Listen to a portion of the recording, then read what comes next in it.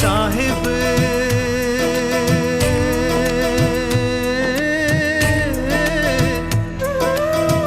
जग में महान है मेरा साहिब, जग में महान है।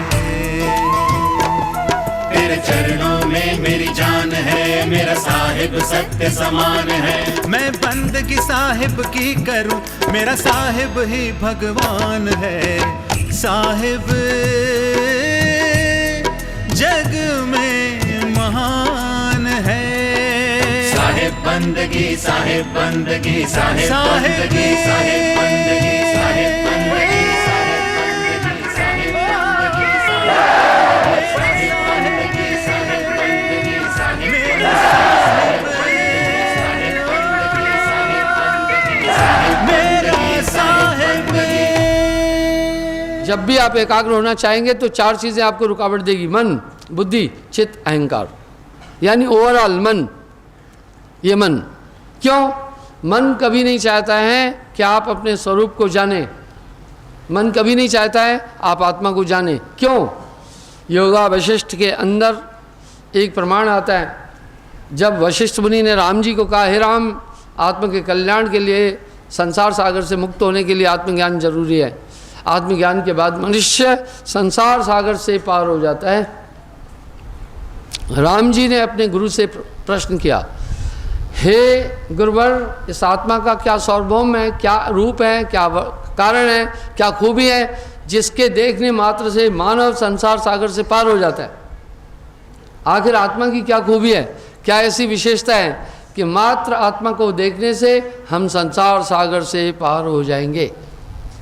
बोला, हे राम, जब मनुष्य आत्मा का साक्षात्कार करता है तो वो जान जाता है, ओ मैं शरीर नहीं हूँ, मैं इंद्रियां भी नहीं हूँ, मैं अजीब हूँ, मैं हाथ पांव भी नहीं हूँ, कर्म इंद्रियों से परे हूँ और ज्ञानेंद्रियों से परे हूँ, पंच भौतिक तत्व मैं नहीं हूँ, मुझ में चिंतन भी नहीं है, मुझ में मन भी नहीं है, मुझ में बुद्धि भी नहीं है, मुझ में चित्त भी नहीं है, ये सब प्रक्रियाएं तो मेरी नहीं है, मैं तो आनंद में हूँ। वो अपने आप को जब इस रूप में देखता है, ओ मुझे तो किसी चीज़ की आवश्यकता नहीं है, और न मैं स्थूल हूँ न मैं सूक्ष्म हूँ, मैं तो इन सब से परे हूँ।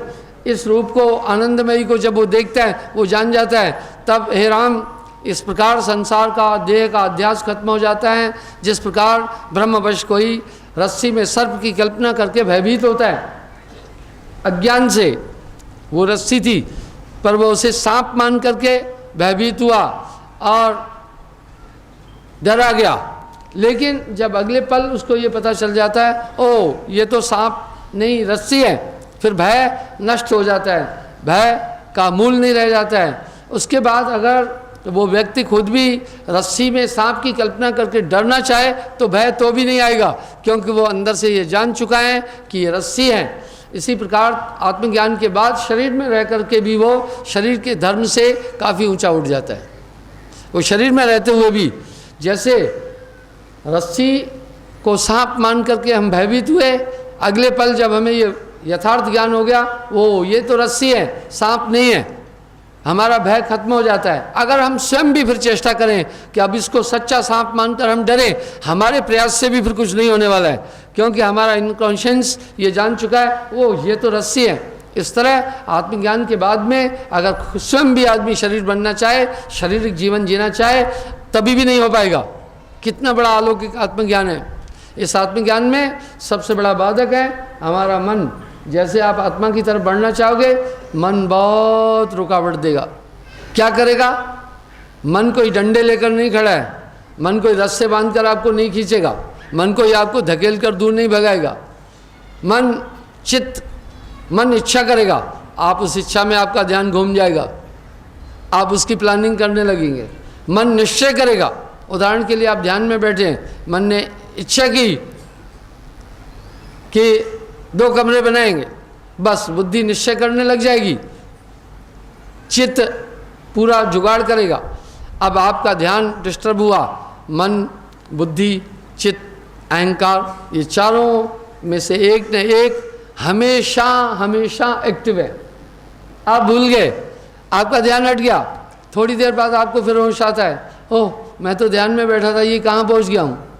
फिर आप एकाग्र होते हैं, इतने में फिर चित्त आ जाता है। अब मन ने अपना काम बंद किया, चित्त को इशारा किया, अब तू लग जा।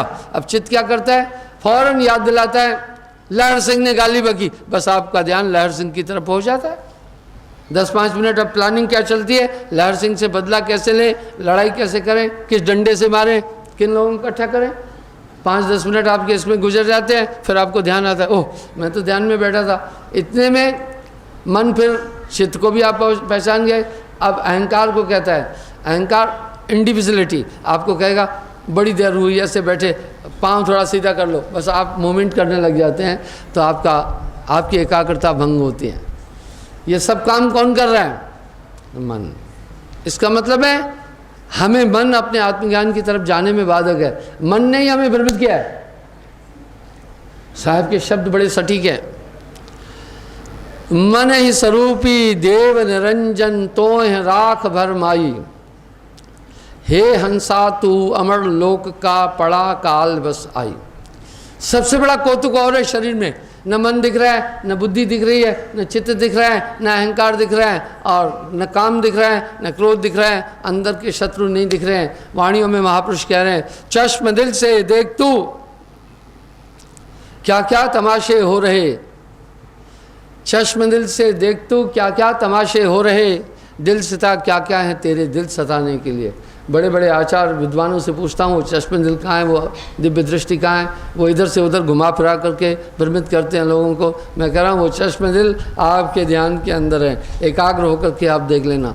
कभी कभी आपको कोई आदमी कहता है कि भाई आपने दिल में देख कर बताओ, तो दिल में आदमी किससे देखता है, अरे कोई दूरबीन लगाता है क्या, या कोई चश्मा लगा लेता है, वो एकाग्र होकर चिंतन करता है।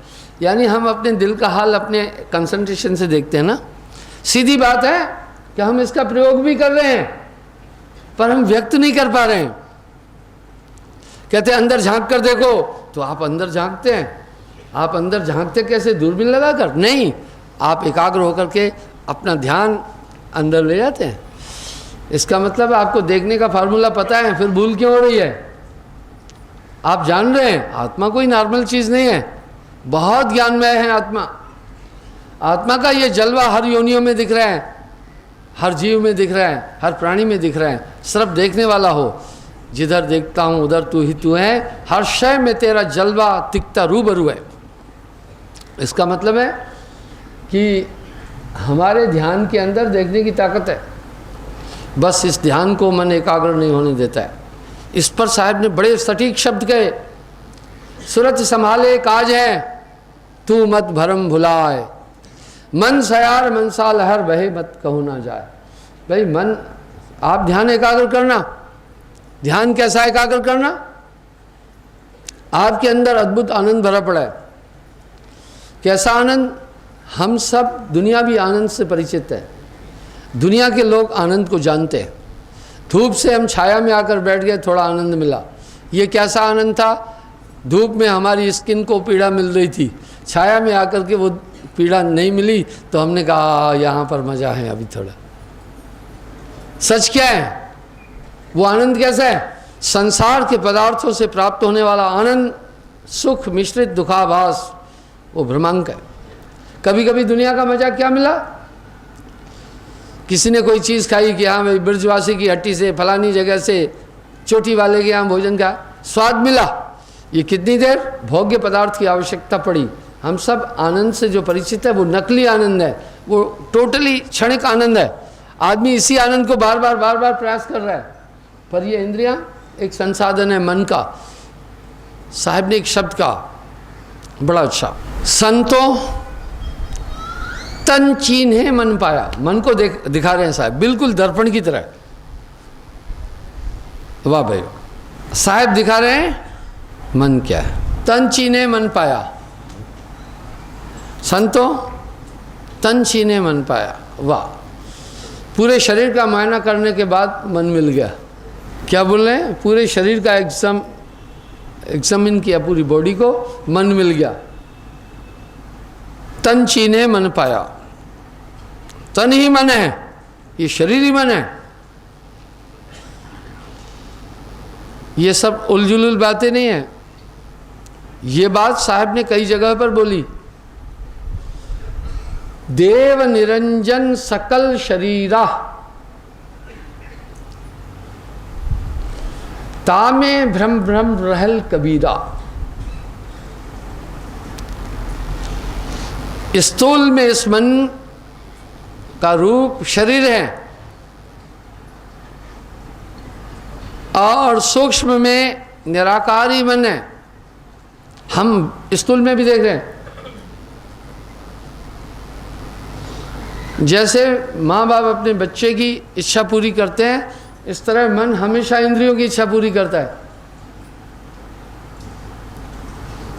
अगर आपकी जीभ ने कहा आज रबड़ी खानी है, पता है अब जीभ को कैसे पता चला रबड़ी? ये सभी इंद्रियां आपस में मिली जुली है, सखियां हैं, ये सहेलियां हैं, इनका बहुत तालमेल है।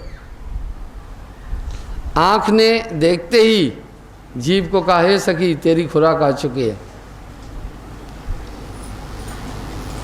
और देखो मुंह पानी छोड़ बैठता है। कभी कभी देखते ना किसी को कोई ऐसी चीज़ खाते पानी छोड़ देता है मुंह। उदाहरण के तौर पर कोई खट्टी चीज़ खा रहा है, उसे देखते ही मुंह में पानी आ जाएगा। क्यों मुंह में पानी क्यों आया? जब भी इंसान कोई चीज़ खाता है तो मुंह में पानी आता है। क्यों? उसे निगलने के लिए लार्वे की ज़रूरत पड़ती है। वो पहले ही रेडी हो गया, मालूम है। अब इंद्रियों की पूर्ति बड़े अजीब तरीके से होती है। जब तक रबड़ी नहीं मिली मन प्रसन्न नहीं होगा। सीधी तो बात हुई ना। देखो सामने दिख गया कि इंद्रियां भी तो मन है। जब तक रबड़ी नहीं मिली उदास रहेगा मन, ठीक है, बेचैन रहेगा। वाह भाई वाह, देख लिया। मन को कभी भी फ्री नहीं रखो। जैसे दौरे के मरीज पर हमेशा नज़र रखनी है, मन पर हमेशा नज़र रखना। उसको काल क्या करे जो 8 पैर होशियार, हमेशा इस पे नज़र रखना।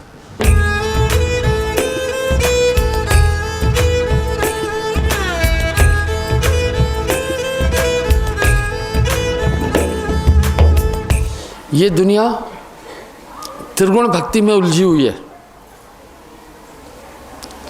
बाहरी भक्ति में उलझी हुई है, सत्य भक्ति में ना ही लागा। ऐसा है ये जीव अभागा, ये आत्मदेव उलझा है। मैं हमेशा एक बात पर सबको कंसंट्रेट कर रहा हूँ। कलयुग में ये जीव नाम के द्वारा ही पार होगा। नाम की बड़ी महिमा कही। जिन बंधनों से आत्मदेव बंधा है,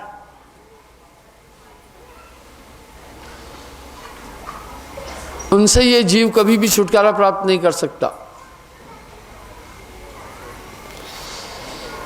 साहिब वाणी में कह रहे हैं, बहुबंधन ते बांधिया,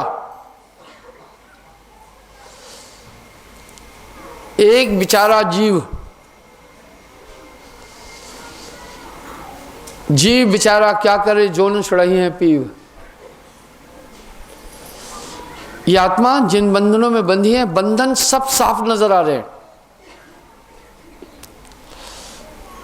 पहली बात तो यह है कि आपकी आत्मा को किसी डब्बे में बंद नहीं किया है, किसी बोतल में बंद नहीं किया है, किसी रस्सों से नहीं बांधा जा सकता।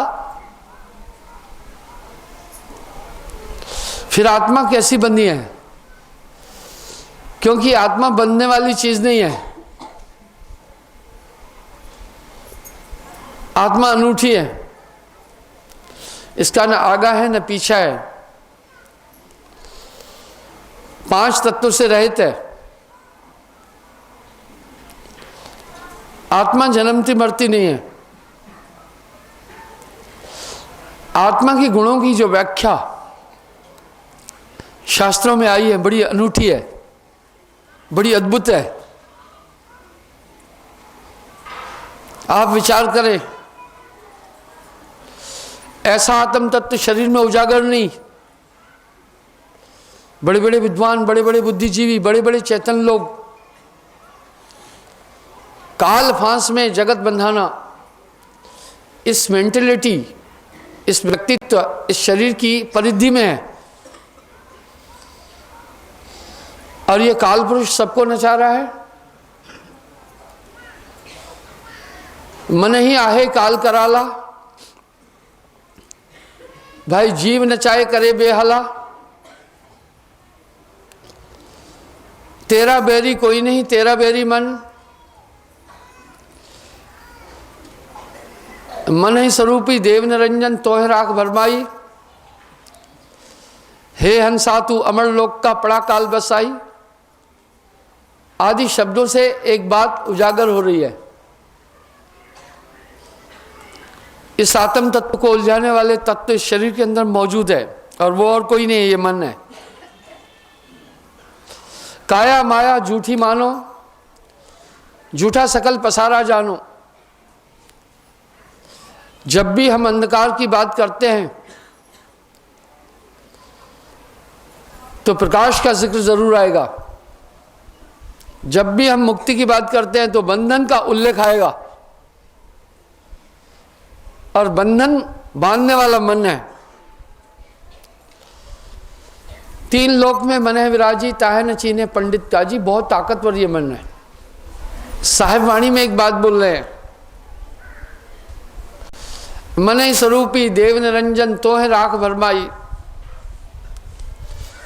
हे हंसा तू अमर लोक का पड़ा काल बसाई। भाई तेरा बैरी कोई नहीं तेरा बैरी मन। ये बहुत ताकतवर है। जरूर कहीं मन के दायरे के अंदर, मन के जाल में आत्मा फंसी है। जाल न कोई तारों का है, जाल न कोई सूत्र का है, न रस्सों का है। इतना बड़ा बुद्धिजीवी मनुष्य जिसने काफी रचनात्मक काम किए, वो ये बात नहीं समझ पा रहा है कि हमारी आत्मा कैसे बंधी है। आत्मा क्या है, ये बंधन कैसे है, उसे ये समझ में नहीं आ रहा है। ता में जीव ब्रह्म और माया, इस काया के अंदर जीव ब्रह्म माया। ब्रह्म मन को कहा, जीव आत्मा और माया ये शरीर, तीनों तो नजर आ रहे हैं। झूठी काया माया जानो, झूठा सकल पसारा जानो। ये पंच भौतिक तत्व का रचित शरीर नाशवान है। हम सब देखते हैं मौत के बाद सभी तत्व तत्वों में विलीन हो जाते हैं, संग कुछ नहीं रहता है। कैसा ये मेरा शरीर, ये अनुभूति कैसी, ये तो भ्रमांक है। इस अनुभूति के लिए हमें कौन बाध्य कर रहा है। जीवन 5-25 लागी, काम क्रोध मद लोभ में पागी। दुनिया में 2-4 आदमी भूले हुए नहीं है। साहिब वाणी में कह रहे हैं, एक दो होए ताए समझाऊं, सबई भुलान है पिटवा के धंधा। कहे कबीर किस किस को समझाऊं, सब जग अंधा। जीवन 5-25 लागी। हर एक मनुष्य एक शरीर में रहकर शरीर के धर्मों का पालन कर रहा है। केवल शरीर का धर्म, आत्मा के प्रति हम सब सहिष्णु नहीं, आत्मा के प्रति हम सब जागरूक नहीं। ऐसा आत्म तत्व, इसका अनुभव ही नहीं हो रहा है। आखिरी आत्म तत्व बंधा कैसे है। हम सब शारीरिक जीवन जी रहे हैं। इस हकीकत से बखूबी हम सब परिचित हैं कि ये शरीर नाशवान है। हम सब की मान्यताएं भी है, आत्मा अमर है। इसके बाद भी किसी को होश नहीं आ रहा है कि भाई शरीर तो नष्ट हो जाएगा।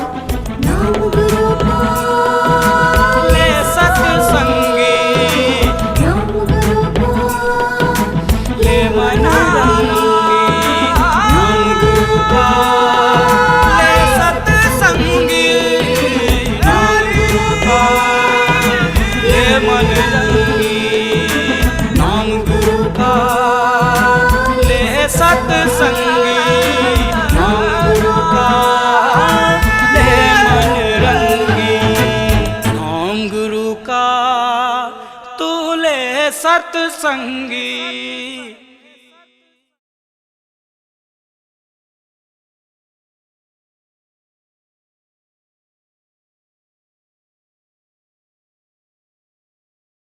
मैं आपको एक चैलेंज कर रहा हूँ, 1000 गुरु और कर लेना चाहे, भाग जाओ फिर आओगे, ठीक है ना?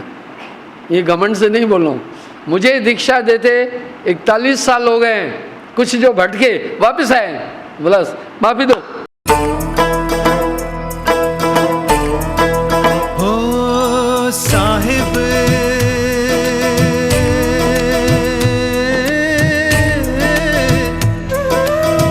जग में महान है मेरा साहिब,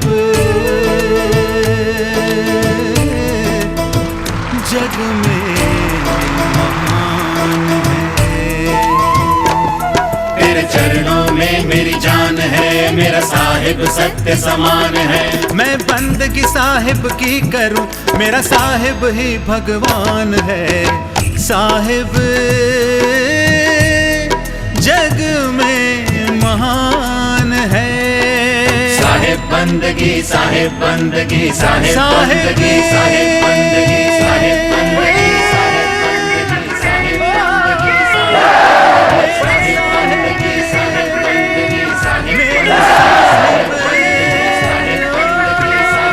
बंदगी, साहिब मेरा मेरा साहिब। हर एक मनुष्य शरीर में रहकर शरीर के धर्मों का पालन कर रहा है, केवल शरीर का धर्म। आत्मा के प्रति हम सब सहिष्णु नहीं, आत्मा के प्रति हम सब जागरूक नहीं। ऐसा आत्म तत्व इसका अनुभव ही नहीं हो रहा है। आखिरी आत्म तत्व बंधा कैसे है? हम सब शारीरिक जीवन जी रहे हैं, इस हकीकत से बखूबी हम सब परिचित हैं कि शरीर नाशवान है। हम सब की मान्यताएं भी है, आत्मा अमर है। इसके बाद भी किसी को होश नहीं आ रहा है कि भाई शरीर तो नष्ट हो जाएगा। हम कथा पुराणों में, शास्त्रों में, महापुरुषों की वाणियों से ये जान रहे हैं आखिर ये तन खाक मिलेगा, इसमें सार कुछ भी नहीं है। तमाम धर्मशास्त्र ये इत्तला दे रहे हैं कि जिस्म नहीं रहेगा पर आत्मा नित्य है। तभी भी आत्मा के लिए आदमी सहिष्णु क्यों नहीं है? कौन सी बाधाएं हैं कि इस शरीर के अंदर हम ही में रहकर हमसे पर्दा, परमात्मा हम ही में है और हमसे ही पर्दा है, रह रहा है हम में, फिर हम ही से पर्दा है। ये क्या मामला है? प्रीतम को पथिया लिखूं जो कहूँ बसे विदेश, तन में मन में नयन में बाको कौन आदेश। कस्तूरी कुंडल बसे मृग खोजे बनमाएं, ऐसे घट घट साइयाँ मूर्ख जानत ना है। क्या ऐसी स्थितियाँ हैं, क्या ऐसी दशा है, क्या ऐसा कारण है कि इस अद्वितीय सत्ता को हम शरीर में रहते हुए भी अनुभव नहीं कर पा रहे? कौन सी चीज़ें हमें बाध्य कर रही है? जबकि हम सब आत्मा के प्रति एक दृष्टिकोण रख रहे हैं, मान्यता है, और हम सब मान भी रहे हैं वो अमर है, अजर है, अविनाशी है। कभी कोई आदमी मर जाता है तो जाकर के महात्माओं को, परमात्मा को धर्म स्थान पर हम सब प्रार्थना करते हैं इसकी आत्मा को शांति देना। इसका मतलब है देही के खत्म होने के बाद कुछ बाकी रहा है, ये मान्यता है। उस बाकी के लिए हम सब चेतन नहीं है। जीवन 5-25 ही लागी, साहब वाणी में कह रहे हैं, एक दो है ताहे समझाऊं। अरे भाई एक दो हो तो उसे समझाए, सब ही भुलान है पिटवा के धंधा, कहे कबीर किस किस को समझाऊं सब जग अंधा। दुनिया पूरी उलझी हुई है। इसका मतलब है कोई एक दो नहीं भूले हुए, कोई शातिर ताकतवर शक्ति है जो हम सबको आत्म तत्व तक जाने में रोक रही है। वस्तुतः आत्मा के स्वरूप का वर्णन शास्त्रों में है, अजन्म है, नित्य है, आदि शब्द ऐसा उल्लेख आत्मा के लिए किया गया। किसी भी देश काल में इसकी मृत्यु नहीं होती, स्वावलंबी है। लेकिन शरीर की दशा देखते हैं, किसी भी दृष्टि से शरीर को आत्मा कहा ही नहीं जा सकता है, बड़े दोषों से युक्त है। सभी इंद्रियां अपने अपने विषय की तरफ जाती है, आदमी अनचाहे बड़ी भूलें कर बैठता है, बाद में वो पछताता है ये क्या किया मैंने। सब में ये आत्मदेव चेतन बैठा है, आदमी मजबूर है। बिन रसरी सकल जग बंधिया, साहिब की वाणी बड़ी यूनिक है जिसमें ये इतला दे रहे हैं, हे आत्मा तू बंधी हुई है, बहुबंधन ते बांधिया एक बेचारा जीव। एक भी लक्षण आत्मा का दिख नहीं रहा है, जो कुछ दिख रहा है सब विकृतियां दिख रही है, सब त्रुटियां दिख रही है, मन दिख रहा है, बुद्धि दिख रही है, चित्त दिख रहा है, दोष दिख रहे हैं, काम दिख रहा है, क्रोध, लोभ, मोह, अहंकार आदि दिख रहे हैं। ये कुछ भी इसमें से आत्मा से संबंध रखने वाली चीज नहीं है। कहीं एक शंका की बात ही नहीं है कि हम सब बंधे हैं, क्योंकि आचरण सब कुछ शारीरिक स्थिति और मानसिक वृत्तियां ये सब इंगित कर रही है, कुछ भी इसमें आत्मा नहीं है। जो हम ओन सेल्फ अपने व्यक्तित्व के बारे में विचार कर रहे हैं कि मैं हूं, दरअसल ये अनुभूति भी धोखा है। इस अनुभूति के अंदर चार चीजें हैं, मन बुद्धि चित्त अहंकार। मन के चार रूप हैं, इसलिए चारों बदस्तूर दिख रहे हैं, चारों क्रूर है, चारों क्रूर हैं। मन संकल्प कर रहा है, आत्मा जबकि संकल्प विकल्प से परे हैं, तो ये संकल्प हमारे नहीं है। मन निश्चय कर रहा है, बुद्धि मन का दूसरा रूप है, आत्मा कभी बुद्धि नहीं है। बुद्धि क्यों नहीं है? अरे हजारों बार बुद्धि के फैसले बड़े गलत होते हैं, हम सब देख रहे हैं। ये कैसे बुद्धि के फैसले होते हैं? अनुचित कर्म करने जाता आदमी प्लान करता है, बुद्धि से फैसला करता है। किसी का कत्ल करने जाता है, पहले फैसला करता है। ठगी करने जा रहा है तो पहले अंदर में फैसला करता है, ऐसे ऐसे ठगी करना है। ये सब फैसले हमारी बुद्धि कर रही है। कहीं से भी किसी भी दृष्टि से बुद्धि आत्मा हो ही नहीं सकती है। बुद्धि के लक्षण आत्मा से मेल ही नहीं खा रहे हैं, और ये सबके अंदर है, सब में त्रुटियां हैं, सब मनुष्य इससे प्रभावित है। चित्त, आत्मा में चित्त नहीं है, चित्त बड़ा दोषयुक्त है। इसी से ये पता चल रहा है मेरी पत्नी है, मेरा बेटा है, मेरा भाई है, मेरा घर है, मैं हूँ आदि। ये सब अनुभूतियां आत्मा की नहीं है, हमारे चित्त की है।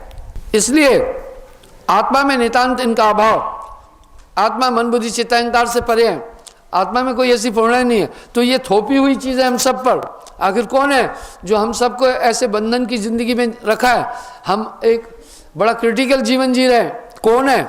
आत्मा तो जैसा उसका उल्लेख आ रहा है, ये स्वावलंबी है, न भूख लगती है, न मरती है, न जन्मती है, न विकार है, न विषय है, न ठगी करती है, निर्द्वंद है, स्वावलंबी है। कैसी शरीर की रचना है, कितना गंदा शरीर है। छित जल पावक गगन समीरा, पंच तत्व को अधम शरीरा। कुछ लोगों को हम सुंदर देखते हैं, मुंह पर थोड़ी फुंसी हो जाए तो मुंह देखने की इच्छा ही नहीं होगी, कैसी सुंदरता है। किसी की आंख देखते हैं, थोड़ी फूट गई, काना हो गया, उसकी तरफ हम देखते ही नहीं है। थोड़ी नाक चपटी हो जाए हम कहते छोड़ो। आखिर शरीर की गुणवत्ता कितनी है? जिस देही पर हम इतना गर्व करते हैं, इत्र फुलेल से नहलाते, ता पर उड़िए कांग। साहब कह रहे हैं जिस देही को इत्र फुलेल से सजा रहे हो, एक दिन कौए उड़ेंगे। कौए क्यों उड़ते हैं? कोई भी जीव मर जाता है, कौआ उड़ता है। आप देखते हैं कौए आते हैं, इंसान भी मर जाता है, कौए आते हैं। उनकी नज़र बड़ी तेज है, लेकिन वो जानते हैं बंदे को, वो आदमी का भी शरीर खा जाना था, लेकिन वो जानते हैं आदमी की लाश नहीं खाने देंगे। इसलिए सड़क पर भी देखो, जैसे दुर्घटना होती है आदमी के ऊपर चादर डालते हैं ताकि कौए आकर के इसकी लाश को चोंच न मारे। इस देही का जितना हम इतना गरूर कर रहे हैं, ये एक दिन इस पर कांग उड़ेंगे, कौए इस पर आकर के उड़ेंगे। वाह, क्या है ये शरीर भी, हम सब देख रहे हैं। देखो इसमें कुछ बूढ़ी माताएं बैठी है, अपने समय पर होगी तो बड़े शबाब में रही होगी। ये देख रहे हैं इसे बूढ़े बैठे हुए हैं, आंखों से नहीं लब रहा, दांत पूरे गिर गए हैं। कैसा ये रंग, कैसी रौनक है शरीर की 4 दिन की।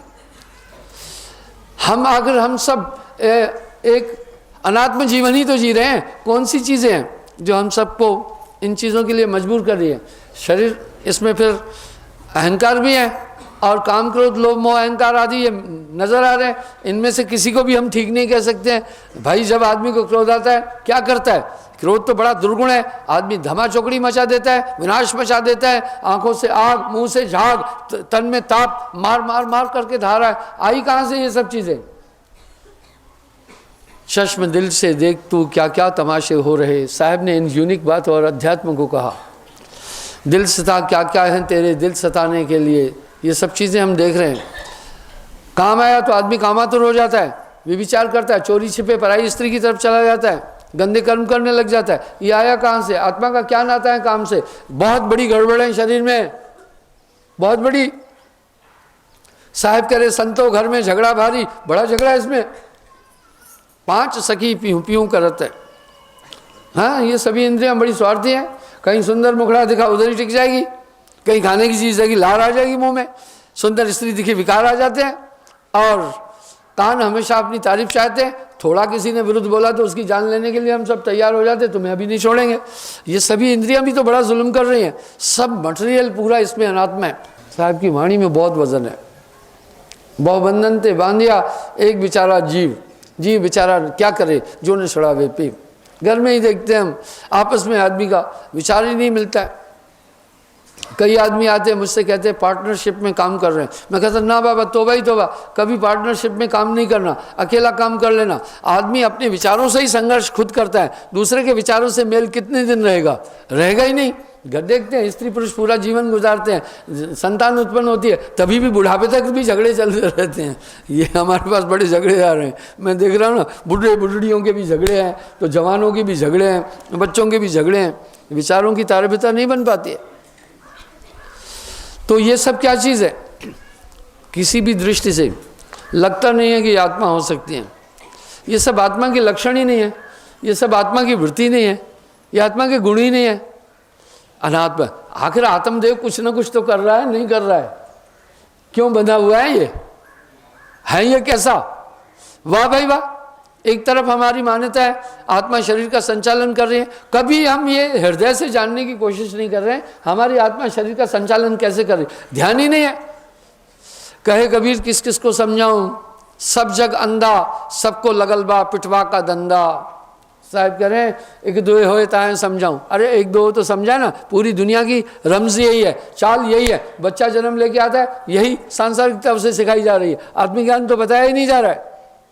कभी कभी थोड़ा सा कोई बच्चा चेतन होकर सत्संग में सोचता है शादी ब्याह नहीं करूं, माँ बाप पीछे लग जाते हैं, कहते हैं इसका ब्याह करा। छठ यार ब्याह, जितने ब्याह किए हुए कितने स्वर्ग पूज गए, कितने मौज मस्ती में रोंदे ही तो रहते हैं। पूरी दुनिया एक ही रमज में जी रही है, सब सिर्फ शरीर के लिए जी रहे हैं।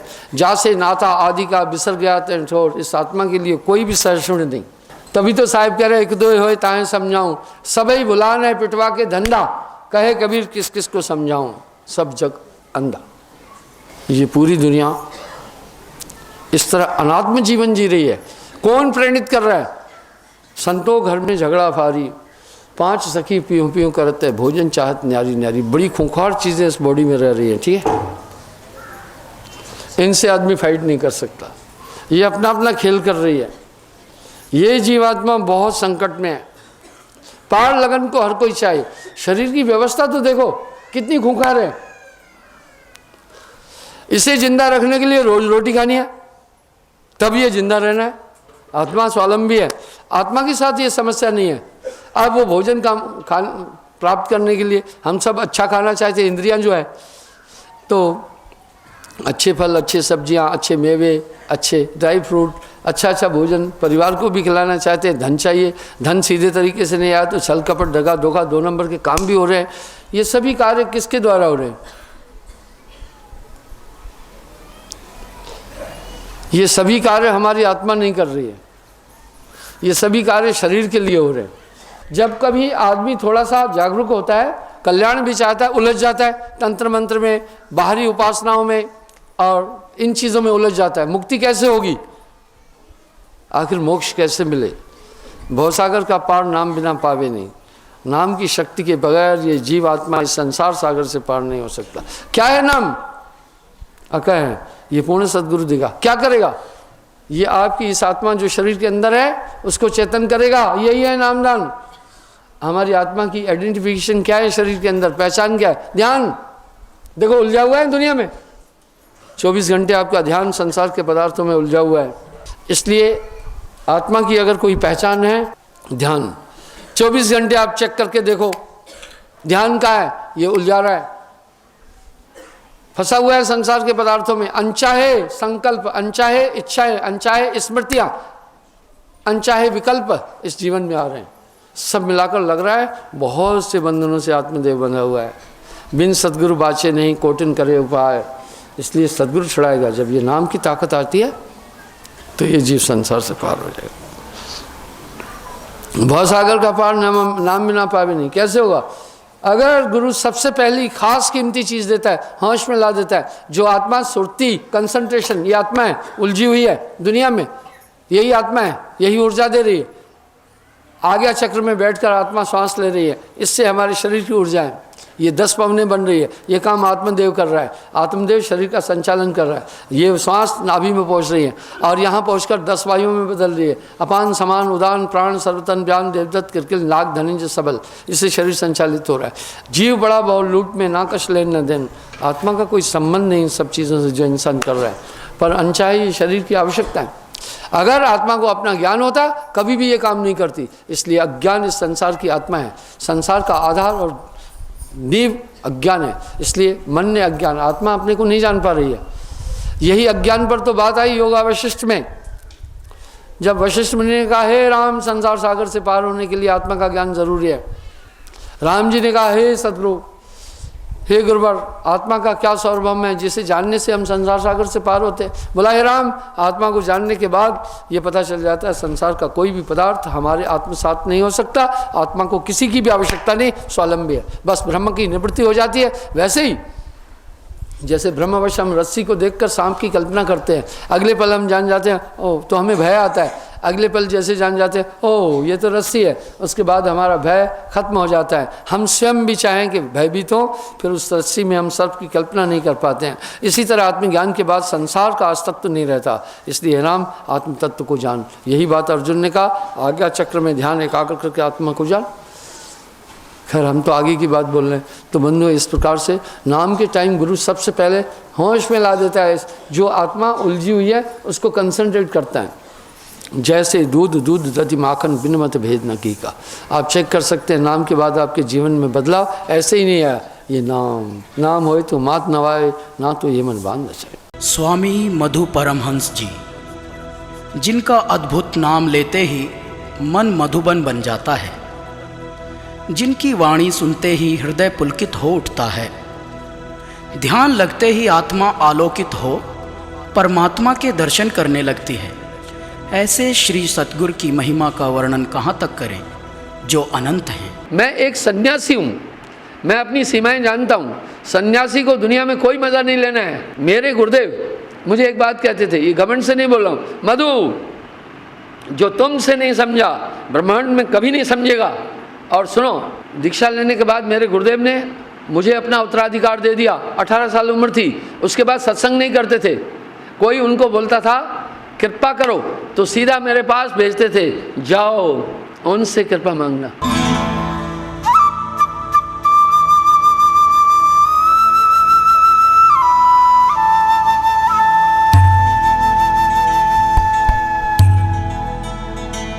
सत्संगी मन रंगी, सत्संगी मन रंगी। मैंने अध्यात्म क्षेत्र में एक हलचल मचाई, सच बता रहा हूँ। मैंने समाज को आहूत किया, हे लोगों, ए दुनिया के लोगों सुनो। और सच बताऊं, जो बड़े बड़े मतांतर हैं उनके पास असीम धन है, उनकी तुलना में मेरे पास पैसा नहीं है। ये पूरा सच है, क्योंकि उनका ध्यान ही धन की तरफ है। मेरा कंसंट्रेशन धन की तरफ है ही नहीं, और देना भी नहीं चाह रहा हूँ। अगर मेरा कंसंट्रेशन उधर गया तो मैं बर्बाद हो जाऊंगा। कोड़ी कोड़ी जोड़कर कीने लक्ष्य करोड़, कोड़ी संग न जाता है केता दाम बटोर।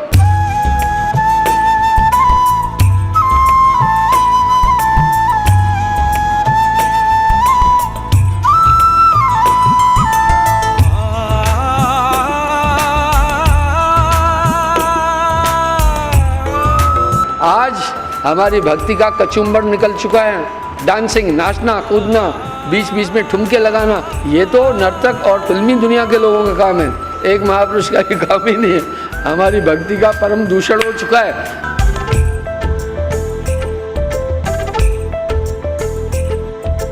नाम गुरु काले सत्संगी जीते सारी उमरिया, नाम के रंग में रंग लेते हैं सतरंगी ये चुनरिया। बाधा उनके पास न आए, जगमाया उन्हें फांस न पाए। सुमिरत बीते उमरिया, सुमिरत बीते उमरिया।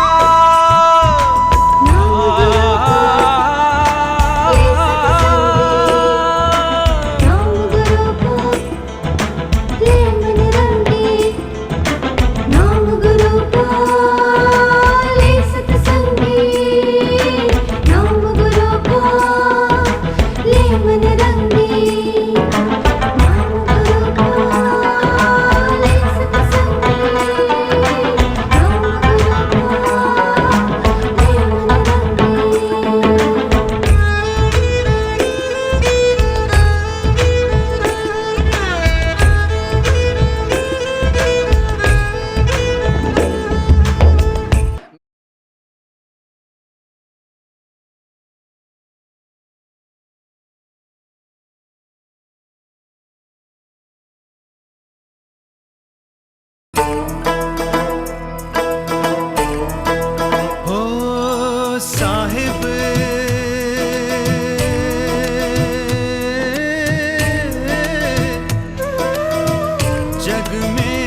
महान है मेरा साहिब, जग में महान है। तेरे चरणों में मेरी जान है, मेरा साहिब सत्य समान है। मैं बंदगी साहिब की करूं, मेरा साहिब ही भगवान है। साहिब जग में महान है। साहिब बंदगी, साहिब बंदगी, साहिब साहिब बंदगी, साहिब बंदगी, साहिब बंदगी, साहिब बंदगी, साहिब बंदगी, साहिब बंदगी, साहिब बंदगी, मेरा साहिब। ये तन मन धन ये सब गुरु को देने की आवश्यकता क्यों पड़ गई? ये तीन चीज़ बड़ी महत्वपूर्ण है।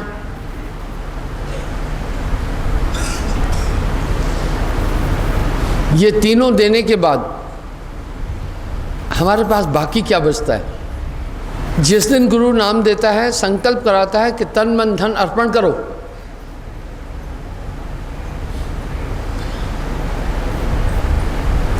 ये तन मन धन आदमी अर्पण कराते, आंख बंद करके संकल्प कराया जाता है।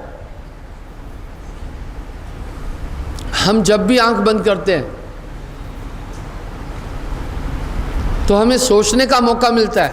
दो बात आई, दीक्षा के समय गुरुजन तन मन धन कह रहे समर्पण कर। पहली बात हम देखते हैं गुरु शिष्य का नाता स्थापित कहाँ से होता है।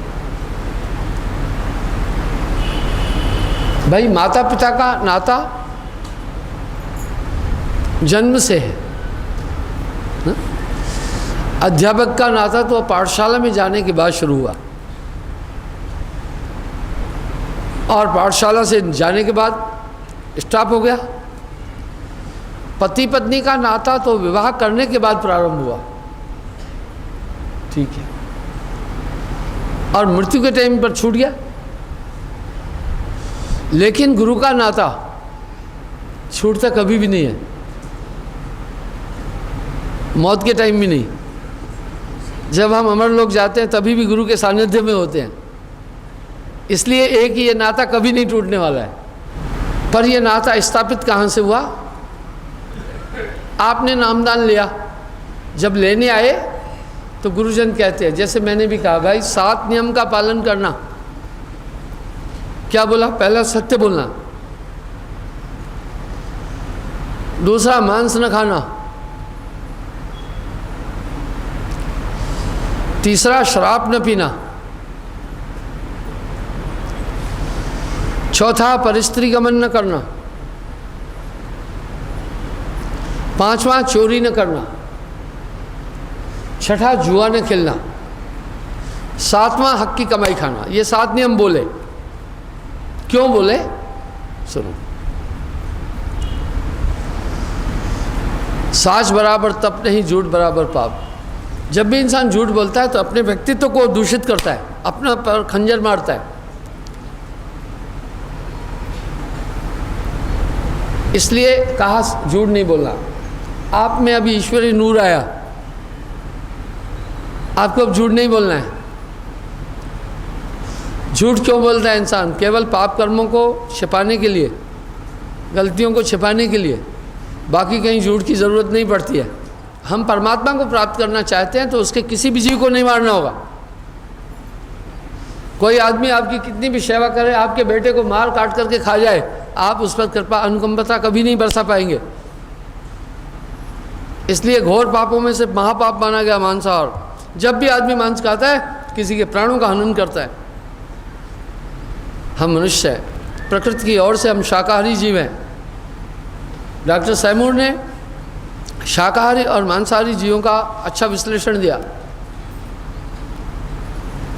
जो भी मांसाहारी जीव है, प्रकृति की ओर से 5 चीज़ें उनके अंदर। एक तो उनकी आंखें चमकती है, इंफ्रारेड सिस्टम है उनकी आंखों में, जैसे बिल्ली है, शेर है, नेवला है, कुत्ता है। इनकी आंखों में इंफ्रारेड सिस्टम है, वो डार्क ब्लाइंड नहीं है, वो अंधेरे में भी देखते हैं। कुदरत ने उनको ऐसी आंखें दी। दूसरा, उनके नाखून गोल होते हैं, अपने शिकार का मांस खींच सके। तीसरा, वो पानी जीभ से उठाकर पीते हैं।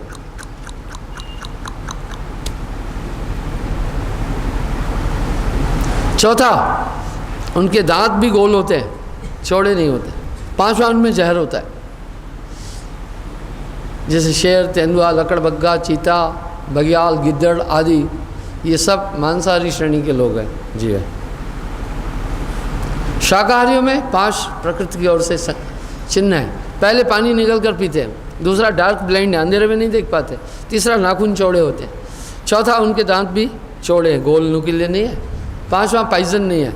इस श्रेणी में जो गाय, भैंस, बंदर आदि, घोड़ा, जो भी ये जीव पानी निकल कर पीते हैं वो शाकाहारी है, वो शाकाहारी है। तो आदमी शाकाहारी है, इसकी आंखें डार्क ब्लाइंड है, इंफ्रारेड सिस्टम नहीं है, और नाखून चौड़े हैं, गोल नहीं है, दांत भी चौड़े, पानी निकल कर पी रहा है, इसलिए इसे मांस खाना ही नहीं है। ये तो एक वैज्ञानिक अपराध है, ईश्वरीय अपराध है, मानवीय अपराध है। तीसरा, हमने बोला नशा न करना। नशा बड़ी बेकार चीज़ है, आदमी का दिमाग ही ठीक नहीं रहेगा, और ध्यान तो कर रहा है अपनी शुद्ध एकाग्रता के लिए ना, तो नशा हमारी एकाग्रता को भंग करता है। इसलिए साहब ने एक बात कही, अमली होकर करे ध्यान, वाह वाह। ग्रही होकर कथे ज्ञान, साधु होके कूटे भग, कहे कबीर ये तीनों ठग। कह रहे हैं जो अमली होकर के कह रहा है, नशा करने वाला कहे मैं ध्यान भजन करता हूँ, कभी भी नहीं हो सकता। नशा तो आपके ध्यान को डिसबैलेंस करेगा। ग्रही होकर कथे ज्ञान, जो ग्रस्त में लिबड़ा हुआ है वहाँ भक्ति करके अपने को पार करेगा, पर वो उपदेश नहीं करना है उसने, वो खुद माया से नहीं निकला है। साधु होके कूटे भग, कहे कबीर ये तीनों ठग। साधु होके भग गर्भद्वार को कहते हैं, संभोग कर रहा है, तो भग कूटना कहा वो तीनों ठग, वो महात्मा नहीं हो सकता। इसलिए हमने मना किया भाई नशा नहीं करना। चौथा कहा भाई पर स्त्री गमन नहीं करना, पाप है, ये भी चोरी है। हर आदमी अपना एक संसार बनाता है, शादी करता है, समाज ने व्यवस्था बनाई है, बाल बच्चे हैं, वो ब्याह करके अपने परिवार अपनी पत्नी के साथ रहता है। जैसे उसके पति को पता चले उसका संबंध दूसरे से है, उसे मारेगा, छोड़ेगा, बच्चे भी बर्बाद हो जाएंगे, वो भी पाप हुआ नहीं हुआ। पर नारी के रास्ते अवगुण हैं गुण ना है, रावण के 10 सिर गए पर नारी के माँ हैं। पर नारी पैनी छुरी मत को इलाओ अंग, रावण के 10 सिर गए पर नारी के संग।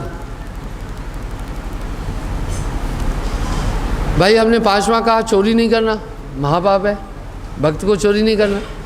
छठा कहा जुआ मत खेलना, महाराजा नल, राजा युधिष्ठिर आदि धर्म के अवतार थे, पर जुआ के कारण उनकी दुर्गति हुई। 7वां कहा छल कपट दगा धोखा बेईमानी नहीं करना, हक की कमाई खाना। देखिए आपसे मैंने हामी भराई, आपने कहा मंजूर है, हमने कहा आ जाओ। दूसरा आपको कहा एक अभिगत अनादि परम पुरुष की भक्ति करनी है। वो क्यों? भाई हमारा किसी देवी देवता से हमारा झगड़ा नहीं है, लेकिन भाई 33 कोटि देवता है। अगर हम जगह, एक उदाहरण देता हूँ, एक वीडियो कोच ड्राइवर की गाड़ी में 4-5 फोटो लगे थे, हनुमान जी का, काली जी का, शिवजी महाराज का, राम जी का, कृष्ण जी का। मेरा ये प्रश्न है वो भक्त किसका था? वो किसी का भी नहीं, वो सस्पेंशन में था। भक्ति की 2 धाराएं हैं, विश्वास 2 धातु है, विश्वास और ध्यान। वो किसी का भी भक्त नहीं, वो सस्पेंशन में था। इसलिए एको ब्रह्म द्वितीया नास्ति, एक परमात्मा की भक्ति करने से पूरे ब्रह्मांड की पूजा हो जाती है। अब बाकी को क्या रहा जब गह पकड़ा मूल, अरे जब जड़ को पकड़ लेते हैं तो बाकी क्या रहा? पूरे पेड़ को हमने पकड़ लिया, जड़ में पानी डाला, पूरे पेड़ में पानी चला गया। इसलिए एक परमात्मा की भक्ति बोली। आपने कहा ठीक है, हमने कहा तन मन धन दो, ये क्यों? अब सवाल उठा तन मन धन गुरु को क्यों देना?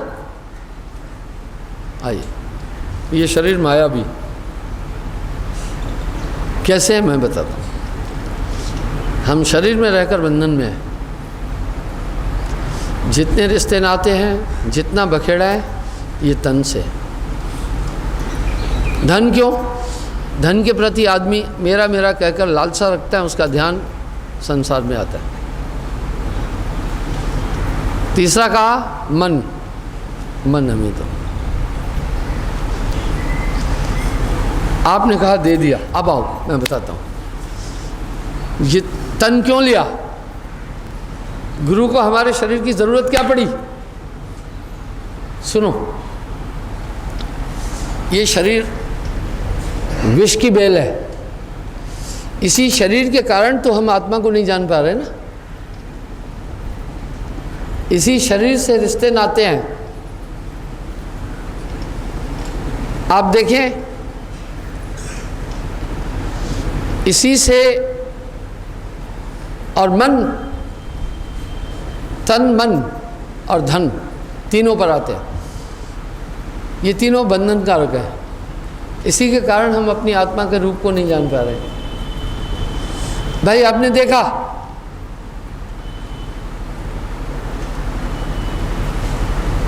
अपने बच्चे को कैसे पता चला? आपने उसकी आकृति देखी, आकृति आंखों ने देखी ना। वो तस्वीर जाकर चित्त के पास पहुंची, चित्त ने कहा तुम्हारा बेटा है, ठीक, चित्त में फीड थी। आपको उसके प्रति आया ये मेरा है। इसमें आत्मा का योग कहाँ था? कहीं भी नहीं था। और ये इंद्रियां भटका रही है, शरीर अनित्य है। इसी से मित्र शत्रु रिश्ते नाते हैं। ये पांचों इंद्रियां अपने अपने सब्जेक्ट की तरफ दौड़ाती है। आंखें हमेशा सुंदर चाहती है। मैं बड़े बड़े आचार्य लोगों से पूछता हूँ, काम कहाँ रहता है, क्रोध कहाँ रहता है, लोभ कहाँ से आता है, मोह कहाँ से आता है, अहंकार कहाँ से आता है, इनके आने का रूट क्या है? ये कैसे हमला कर रहे हैं हम सब पर? ये पांचों बड़े प्रबल हैं, इन्होंने घेर रखा है आत्मा को। आइए हम देखें, हमारे मन के चार रूप हैं, मन, बुद्धि, चित्त, अहंकार।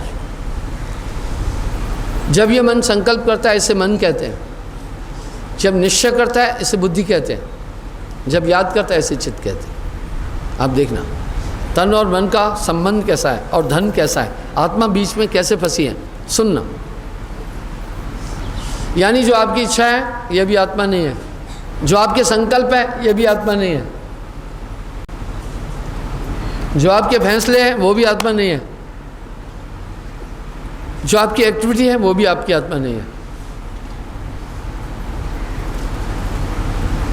जो संकल्प है ये मन द्वारा होते हैं, मन के चार रूप है। जो फैसला है वो बुद्धि द्वारा होता है। जब ये मन फैसला करता है इसकी संज्ञा बुद्धि है, जब संकल्प करता है इसे मन कहते हैं, जब याद करता है इसे चित्त कहते हैं, जब क्रिया करता है इसे अहंकार कहते हैं। आइए मैं एक उदाहरण देता हूँ। इसका मतलब है हमारी आत्मा इस झमेले में उलझी है। सभी इंद्रियां अपने अपने विषय की तरफ दौड़ा रही है। किसी की इच्छा हुई श्रीनगर घूमने जाना है, क्यों गए? आंखें ले गई कि वहाँ पहाड़ देखेंगे, वहाँ नदी नाले देखेंगे, झरने देखेंगे, डल झील देखेंगे। ये आंखें ले गई, ये इंद्रियां अपनी तरफ दौड़ा रही है। आत्मा बीच में उलझी हुई है। इसके अलावा इसमें काम, क्रोध, लोभ, मोह, अहंकार भी है। ये सब खूंखार हैं। आचार्य लोगों से पूछता हूँ, काम कहाँ रहता है, कैसे आता है, उसका रूट क्या है आने का? क्रोध कहाँ रहता है, कैसे आता है इंसान के पास? लोभ कहाँ से आता है? मोह कहाँ रहता है, इनको कैसे कंट्रोल करें? अहंकार कहाँ आता है? ये बहुत खतरनाक है। काम प्रबल अति भयंकर महादारुण काल, गण गंधर्व यक्ष किन्नर सभे कीन बिहाल। ये देवताओं को भी व्यतीत किया। देवराज इंद्र, ब्रह्मा जी, शिव जी आदि मोहिनी रूप पर मोहित हुए। श्रृंगी ऋषि, पराशर आदि घोर तपस्वियों को भी काम ने नहीं छोड़ा। बहुत ताकतवर है। कामदेव, 14 देव बसे या घट में। क्रोध, काम से अधिक क्रोध प्रचंडा, वो और ताकतवर है। जब आता है मनुष्य घमासान मचा देता है। ब्रह्मा जी को भी क्रोध आया, खटपुत्रन को दीनों श्रापा, 6 पुत्रों को भस्म किया। सनकादि को क्रोध आया, जय विजय दोनों को राक्षस बना दिया 3 जन्म के लिए। शिव जी को क्रोध आता है, दुनिया को खत्म कर देते हैं। इसका मतलब ये बड़े खूंखार चीज़ें हैं। दुर्वासा को क्रोध आया, ऋषि मुनियों को क्रोध आया, कपिल मुनि को क्रोध आया, राजा सगर के 60,000 पुत्रों को भस्म कर दिया। और हर आदमी को क्रोध आ रहा है।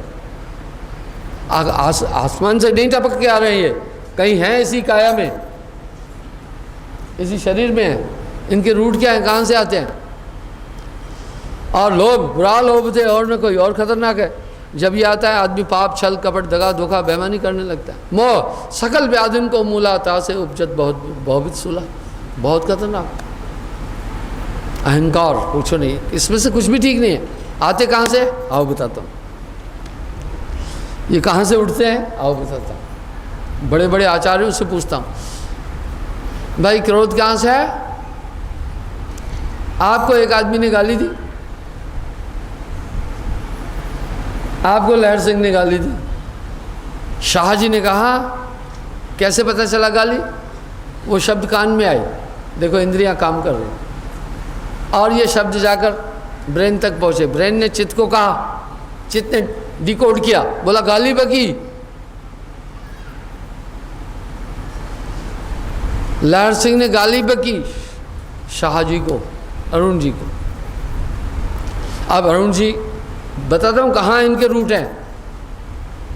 अरुण जी ने फैसला किया, हाँ ये किसने बताया? चित्त ने बताया कि माँ का ऐसा बोल दिया है, तुम्हारी माँ को गाली दी है, बहन को गाली दी है। हाँ? चित्त ने बताया, इसका ये अर्थ है। ब्रेन ने फैसला किया, हाँ लहर सिंह गाली दिया। क्या फैसला किया ब्रेन ने? लहर सिंह अपने से कमजोर है या ताकतवर? अगर ताकतवर है तो अरुण जी का ब्रेन कहता है छोड़ो यार, कुछ बोलोगे तो लहर सिंह मार बैठेगा। तो अब सेठ जी कुछ नहीं बोल रहे हैं, सिर्फ यूँ कह रहे हैं, भाई जी गाली क्यों बकी? तो लहर सिंह चुप रह, अभी दांत तोड़ दूंगा अगर ज़्यादा बोला तो। चुप हो जाते, गुस्सा नहीं है।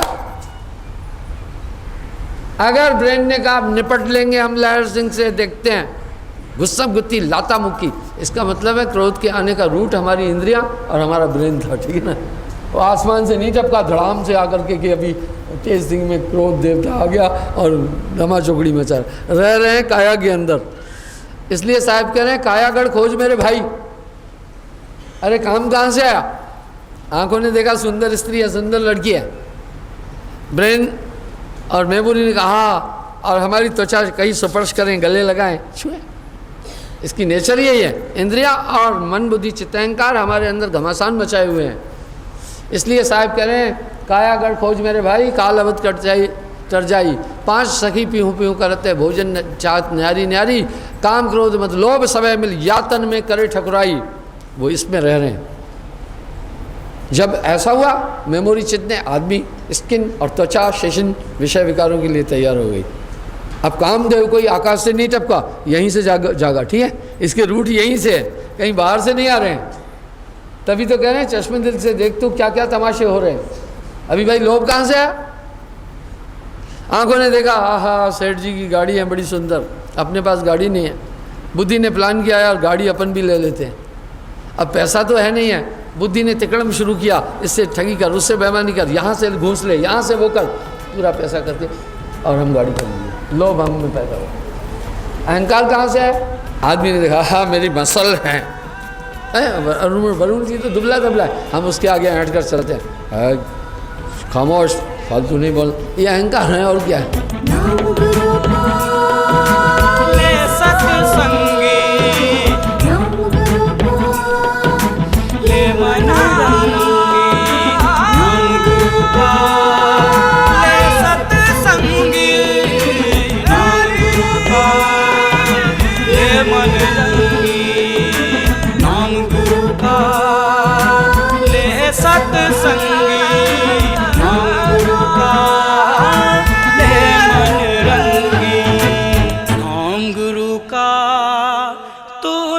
सत्संगी